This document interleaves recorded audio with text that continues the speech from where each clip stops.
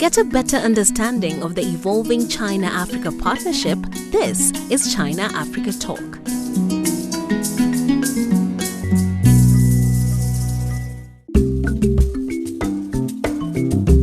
Our desire is to tell our African story, is to tell it in our own words.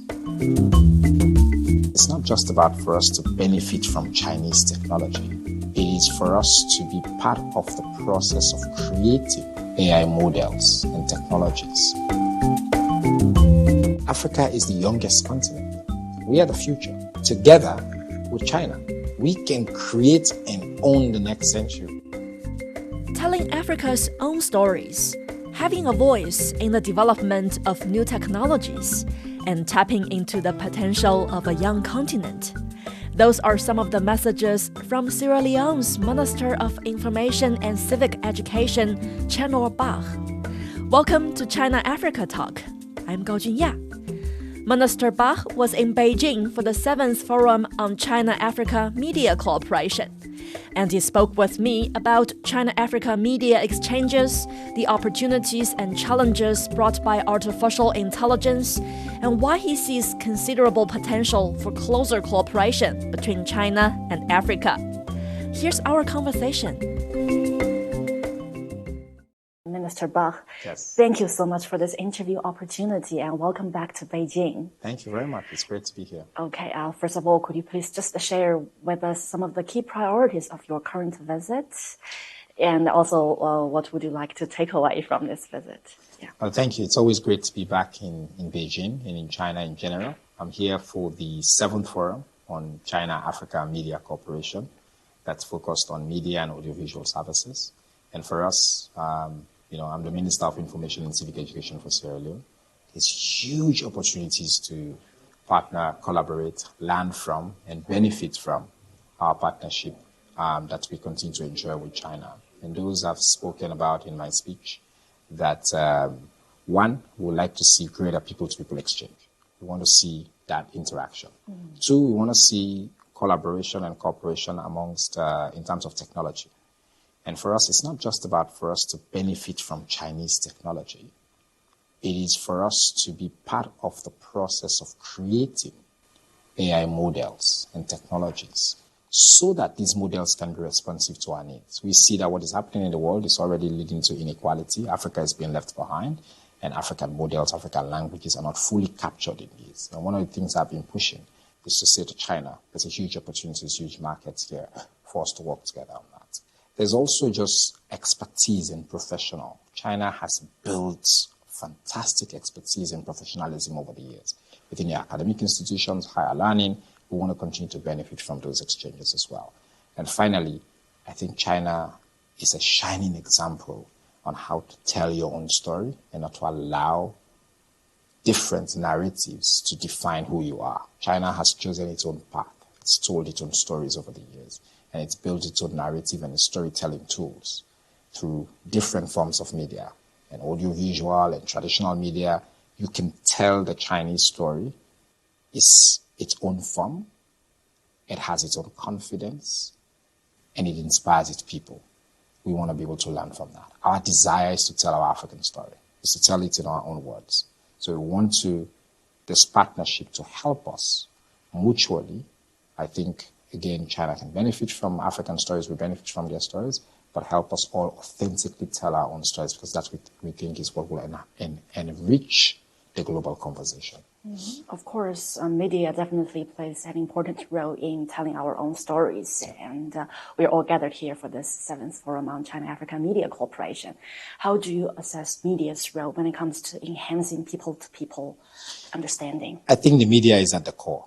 I think we live in a very interesting age today. We have the proliferation of media. We have different media platforms. Everybody is a journalist. Everybody is part of the human instinct is to tell stories. And you can see that the ordinary citizens have grabbed the different tools that are available to them and they are telling different stories. And they can drive cooperation and collaboration. They can drive respect and mutual exchange and culture, or they can also drive misinformation and negativity. So the media plays a central role in understanding and people-to-people exchange, in informing about opportunities, in informing about truly the beauty and the connections that are so deep that you know so much about between Africa and China. Our cultures are similar, interconnected, our respect for family and people and values.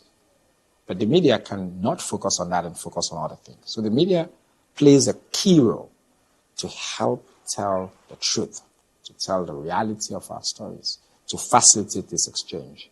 And that's why I think it's such a genius on the part of President Xi and our African people to put together this particular media corporation to remind us of the opportunities that are and of the partnership potential that is between the two civilizations. I think you mentioned a very interesting point. It's about we're living in this digital age. That means ordinary people, actually, they are also empowered to tell our own stories. Correct. So in this digital age, and in this digital era, and with the booming of different social media platforms, what do you think we can do to further strengthen our voice, especially enable young people to tell the China-Africa stories better? I think I said in my speech that young people are not waiting for us. They are already creating the future. They have already grabbed onto the tools that are available to them, and they're trying to make something out of them. I've just learned that, for example, now Chinese media, young people are creating new films that are even doing better in the box office than the traditional media. People have this desire to tell stories, to entertain. I think what we can do is exactly what we're trying to do in these kinds of meetings, to foster cooperation, to think of elevating the conversation, to develop the tools to make them available, to create some level of regulation, because that's important, so we can protect even our young people. They're not subjected to abuse and manipulation. We need to create an enabling environment through the policy framework, but we need to create that enabling environment with only one goal in our mind, as you said, to give young people the tools, to enable them to create a new future, to be able to create new products, to tell new exciting stories, to author their own destinies.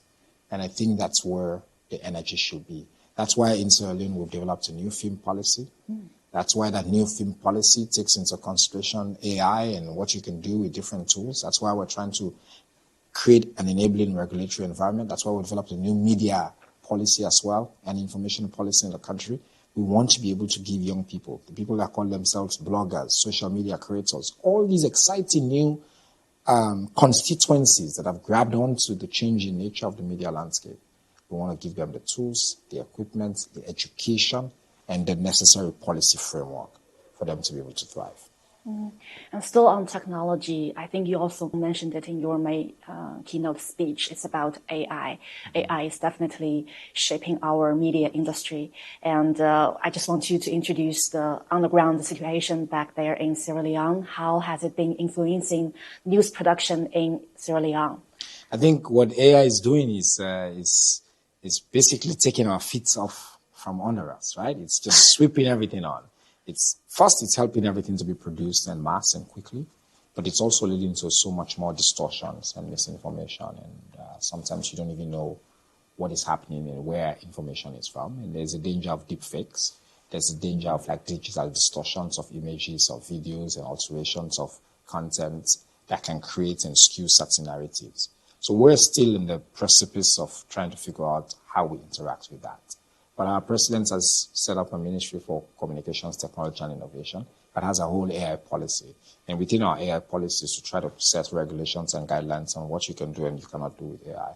Our Minister of Justice just brought forward an evidence policy that looks specifically as well as what you can do, for example, in our courts, in our justice system, and what are the rules around AI, right? We're developing different legislation as well in the Ministry of Information to be able to help the media to think about what is the ethical use of AI and how we can do trainings and all of that. That's also where I think there's an opportunity for us to learn from China, because China is so much further ahead and advanced in terms of embracing AI, in terms of leading basically in the global race on AI. I think China is pretty much ahead on that, and it has the experience of doing it. So we hope, again, in these relationships and in this partnership at this forum, that is one area we can get real tangible collaboration and partnership with the people of China.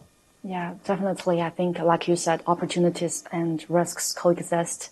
And it's quite important to regulate. And that's what your government has been doing. And also China also has been doing as well. And so on AI, because we know that actually Chinese AI models are quite popular in Africa. And a lot of local technological developers, they're actually utilizing Chinese AI models to develop local apps and to meet local demands and needs. I don't know if there is certain cases like that back in Sierra Leone. Oh, absolutely. In fact, I think most of the platforms that are being used in Sierra Leone, we benefit a lot from the tools that have been developed and built by China, because China has a lot of open platforms that are available and are not restrictive. And so our young creators are jumping onto those, and they're trying to use them. It's not just our creators; it's also from the perspective of even at the level of government, right? We partner with Huawei, at the level of the states. Our Directorate of Science, Technology and Innovation is partnered with Chinese companies. Our ministry is partnered with Chinese companies. Again, because, as I've said, the Chinese platforms, they take into consideration a very global perspective. They allow our users the flexibility to be able to customize and build things that are suitable for our market. And they come from a perspective of understanding and collaboration. So that's where we want to continue to go. Your ministry actually also mandates the civil education. I think that one of the keywords from our conversation so far is education, young people. So how can we actually empower young people to be the better ambassadors between China and Africa and to tell China-Africa stories better?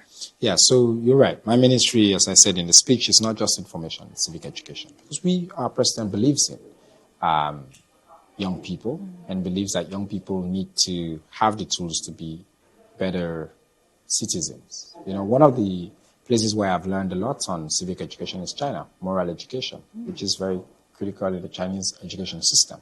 Kids go to school and they learn how to behave, respect for their country, respect for their flag, pride in their country. Unfortunately, our education system did not have that for so long. And so you saw that what we consumed was, again, outside media, outside. And we grew up worshipping, celebrating what is not Sierra Leonean. We only look at what is outside us, what is Western, British, American, sometimes a few times Asian. But what we are trying to do, what President Biu is seeking for us to do, is to teach our young people to care for their country, to take pride in their country, to love their country, to understand the history of their country. You cannot love your country, you cannot have a sense of patriotic pride if you don't understand the history of your country. That's what I admire so much about China. You meet a young child and they will tell you about Chinese history. They take pride in the years, thousands of years of civilization that China is. And I think that's where there's just this fantastic opportunity again on civic education between our country and China, that we can learn how you've done it, but we can build on that model as well. We can partner on that model. Because we believe, and President Biu believes this, that even if you invest in education and just a form of formalized kind of education, but you don't spend enough time in investing in a sense of love for your country, pride in your country, pride in your community, you're not going to be as committed to the collective development as you ought to be. And education just for yourself is not sufficient. It's just like what you have in China. It's education for your country. It's pride in your country. It's the determination to build your country forward. And that's something that we are committed to in my ministry. Yeah. I can tell the pride you have in your nation. And so on that note, I would like you to introduce a bit of the characteristics and values and stories of your country to the Chinese audiences. Well, thank you very much. This is a great opportunity to share about Sierra Leone. We're a beautiful country, first of all.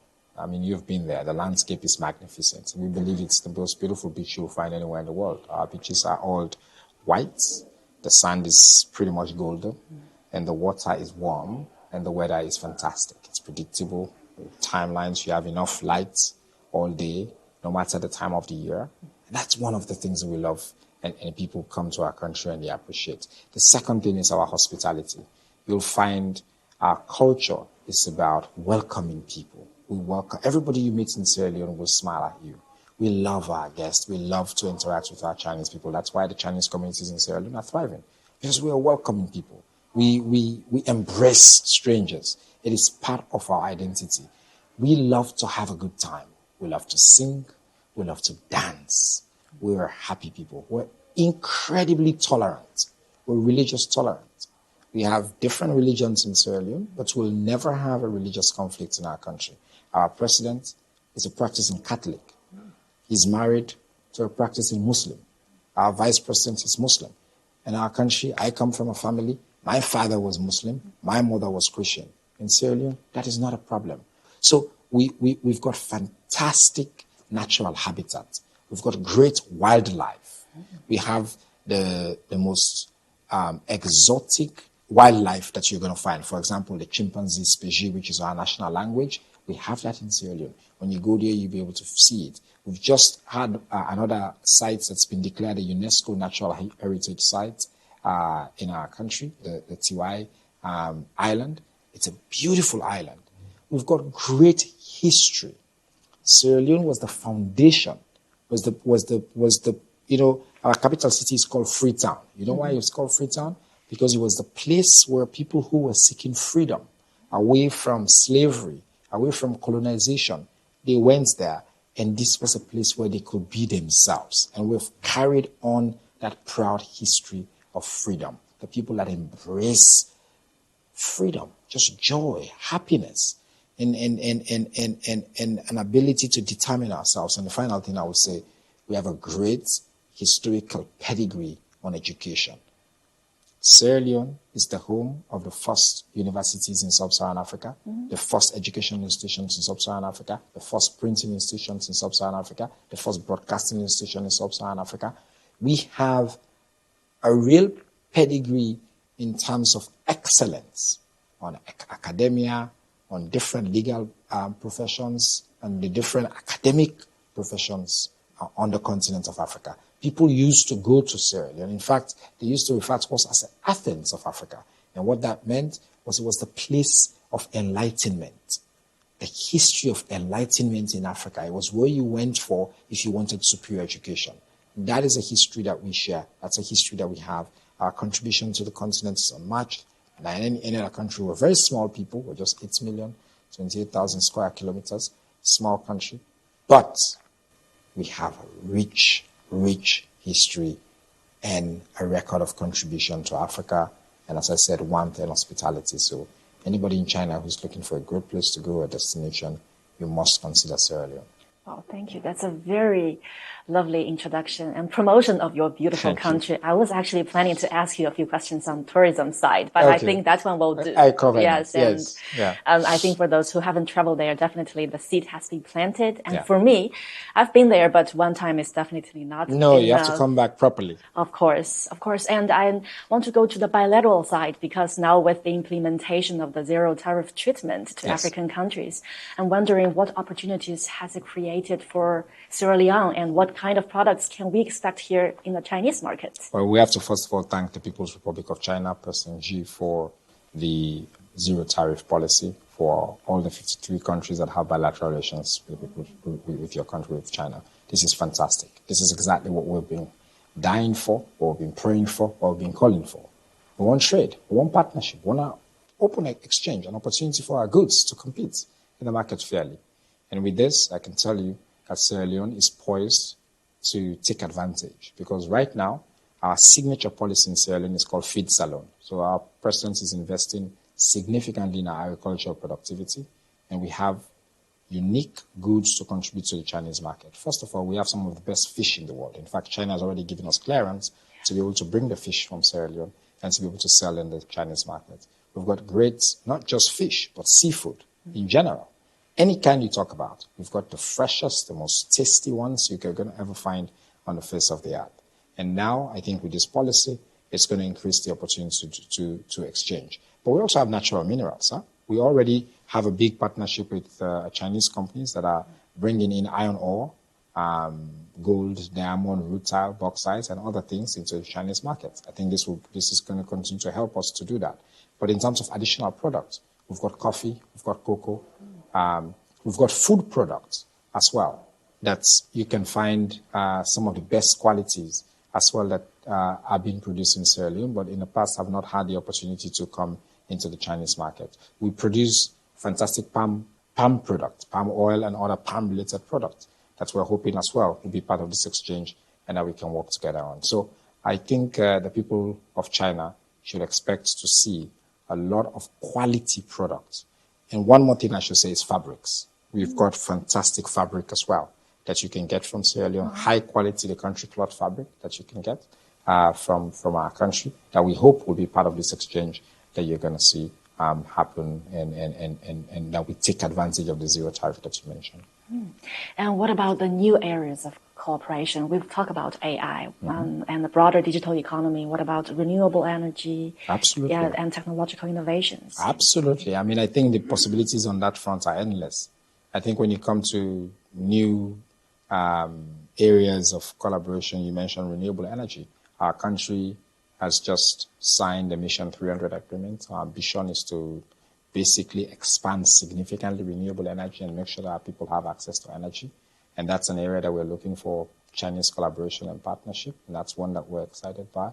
We've mentioned AI a lot in this conversation. AI basically can take us into very different fields and areas of partnership and collaboration. But other technology, other aspects of technology as well, on food processing, that's huge for us. You know, marine technology, what we do in the, China is helping us, is developing a massive fish harbor, the first one that we're going to get in our country. That's going to expand our potential in terms of the fish area significantly. China has continued to invest in Belt and Road, but also using new technology. You know, we need to create more roads, bridges. We need to link our communities as well and enable our farmers to get their product out into the field. But not just the core of those, but also the supporting industries around that. Those are also huge. Telecommunication. It's an area that's not seen a lot of investment from China in our country, but that's an area I think we welcome as well, Chinese investment. I've mentioned in my own sector, printing. We've got a massive partnership right now with the government, with a Chinese company that's invested in transforming the government printer in Sierra Leone. We want to see more of that, for example, in areas like broadcasting and film production.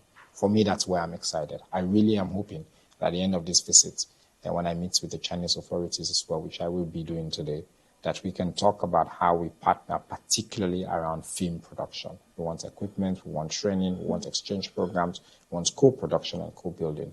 Because that's going to be a big game changer, I think. I've been doing this China-Africa related podcast, and besides my routine work, actually, I'm also doing a multimedia project called Together Forward. It's revolving around the 10 partnership action plans announced at the 2024 Beijing FOCAC Summit, be it agriculture, infrastructure, and supply chains. And I just would like you to share your messages to journalists like me. And we're on the front lines of telling China-Africa stories, right? So maybe some encouragement from you for us to promote that bilateral cooperation and also to enhance mutual understanding. Well, what I would say, first of all, is thank you. Those of you who are bold enough, courageous enough, and generous enough to try to understand a culture as distant in terms of physical location. We're separated by all these waters, but we're so close in terms of our culture and our respect and our values in the things that build us. So those of you who are telling that story, we appreciate you and we see you. But my encouragement is the opportunities are endless. Africa is the youngest continent. We are the future. Together with China, we can create and own the next century. We can write the future of the world. It is the partnership that has the highest potential to transform the world and bear results. And I think you are at the precipice, you're right there. The work that you do, you're capturing that. You're documenting that. It's a critical work and you must keep doing it. Thank you so much. That's a huge encouragement. I'm determined to continue doing what I've been doing. My pleasure. Minister Chernor Bah sees enormous room for China and Africa to work more closely together, from media and AI to trade, energy, and the creative industries. And with Africa's young population and China's experience in development and technology, he believes the potential of the China-Africa partnership is only beginning to unfold. And that's it for this edition of China-Africa Talk. You can watch the video version of this podcast on YouTube. Search CGTN Podcast. You can find us on Apple Podcast, Spotify, and YouTube. And we're also on Substack. Do subscribe to our program. I'm Gao Junya. Thank you for listening. Bye for now.